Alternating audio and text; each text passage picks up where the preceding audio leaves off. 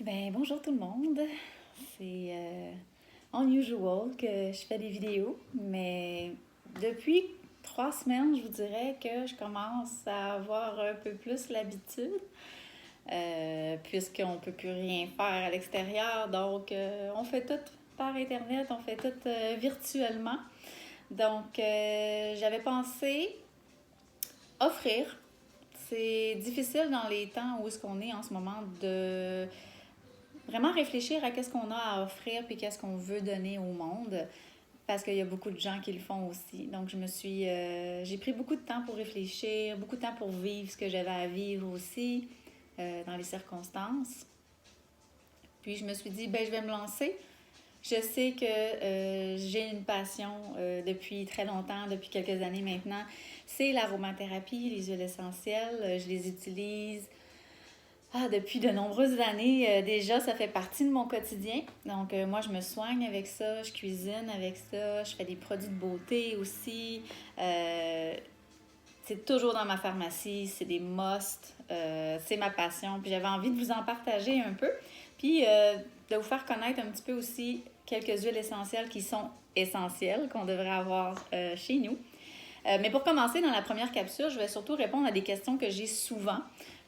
Justement, dans mes classes que j'enseignais, j'utilise beaucoup d'aromathérapie aussi dans mes cours de yoga. Et puis, j'avais souvent les mêmes questions. Donc, en même temps, je me suis dit faire une capsule aussi pour répondre à ça, pour que ce soit un genre d'aromathérapie 101.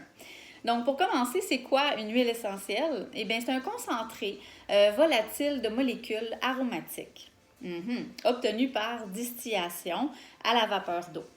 On va pas aller trop loin là-dedans. Je suis pas une scientifique. J'ai quand même une formation en aromathérapie scientifique, une introduction. Donc, j'ai un 20 heures de formation avec un petit papier qui dit tu peux parler des huiles essentielles. C'est correct. Mais je ne suis pas aromathérapeute.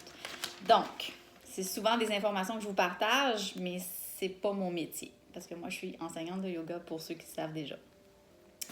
D'ailleurs, il y a peut-être des vidéos de yoga qui vont venir aussi prochainement. Donc, stay tuned sur ma page.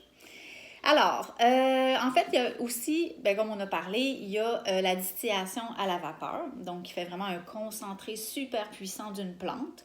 Il y a aussi la pression, l'expression mécanique. Donc, on va utiliser ça plus pour les agrumes, parce qu'un agrume, on ne peut pas distiller ça. La peau de l'agrume est trop épaisse. Donc, on va y aller avec le zeste et on va faire une pression mécanique dans le zeste pour récolter l'essence de l'agrume. Donc, ça, c'est pour les citrons, pamplemousse et oranges. Donc, c'est pour ça qu'on n'appelle pas l'huile essentielle de citron, par exemple. On va dire plus une essence aromatique. Donc, on va dire essence de citron plutôt que huile essentielle. Les huiles essentielles, en fait, c'est fragile à l'oxygène. Donc, c'est pour ça qu'on a souvent un petit cap comme ceci. Donc, pour protéger l'oxygène de rentrer dans la bouteille. Et c'est pourquoi aussi, toujours vérifier qu'on achète des bouteilles qui sont en ambre ou bleu foncé, qui va protéger aussi l'huile essentielle de la lumière. Ça, c'est les deux ennemis des huiles. Lumière, oxygène. C'est bon 10 ans, approximativement. Vous pouvez laisser ça pas dans la salle de bain puisqu'il y a beaucoup d'humidité, malgré que ça ne devrait pas déranger grand-chose, mais moi, je les mets toujours à l'abri de la lumière, dans un panier quelque part dans ma pièce. Pièce.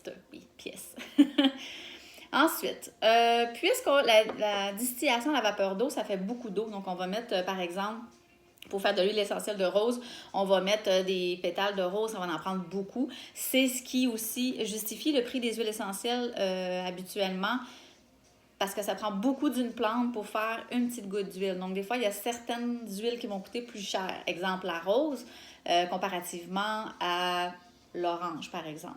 Donc, ça. Et l'eau qu'on utilise pour faire la distillation, ils ne la jettent pas. Donc, ils vont souvent aussi l'utiliser pour faire ce qu'on appelle un hydrolat. Donc, un hydrolat, c'est l'eau qui a servi à la distillation, justement, mais qui est encore gorgée quand même des molécules aromatiques de la plante et qu'on va utiliser sur le visage en vaporisation, par exemple. Ça a des propriétés quand même thérapeutiques intéressantes, donc il n'y a jamais de gaspillage. Donc, ça, c'est bien. Ensuite de ça, la dernière chose que je veux vous parler, pour pas que la vidéo soit trop longue, c'est comment on choisit nos huiles essentielles. Ça, c'est la question qui revient très souvent. Parce qu'il y a beaucoup de compagnies, il y a beaucoup de gens qui font des huiles essentielles. Donc, moi, les miennes, je les prends chez Noblessence, qui est une boutique qui c'est sur Saint-Denis, à la hauteur à peu près de Laurier. Malheureusement, avec les circonstances ces temps-ci, ils sont fermés, mais ils font encore des livraisons par Internet, dont vous pouvez commander sur leur site directement. Et eux, c'est avec eux que j'ai fait ma formation d'ailleurs l'année passée, et je sais que leurs huiles essentielles sont d'une qualité suprême, donc je les achète avec eux. Sinon, il y a aussi Divine Essence, qui est une bonne compagnie. Donc, il y a des critères, par contre, à vérifier quand on magasine ou on choisit une huile essentielle. Le critère numéro 1, c'est le nom en latin. Donc, toujours sur la bouteille, le nom en latin doit être écrit, donc en français et en latin. Ça, c'est pour une vérification de qualité. Ensuite, la partie distillée de la fleur.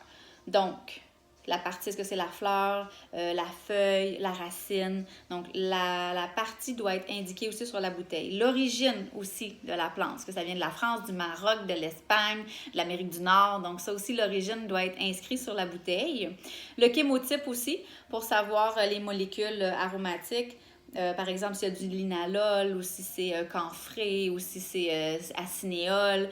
Donc, ça, c'est le chémotype. La chromatographie, par contre, il faut la demander à la compagnie. C'est pas toujours écrit sur la bouteille. Et aussi, il faut que ça soit écrit la qualité biologique, si c'est sauvage ou cultivé de la plante. Donc, voilà, ça, c'est les critères qu'on doit retrouver sur notre bouteille d'huile essentielle. Là-dessus, si vous avez des comments, si vous avez des questions aussi, vous pouvez toujours les écrire en dessous du vidéo, me poser des questions directement. Il y a d'autres capsules qui s'en viennent. Je vais voir quelques huiles essentielles, les préférées de tous, je crois, avec quelques trucs et astuces aussi, peut-être des recettes. Donc, je vous remercie d'être avec moi aujourd'hui et puis à une prochaine fois.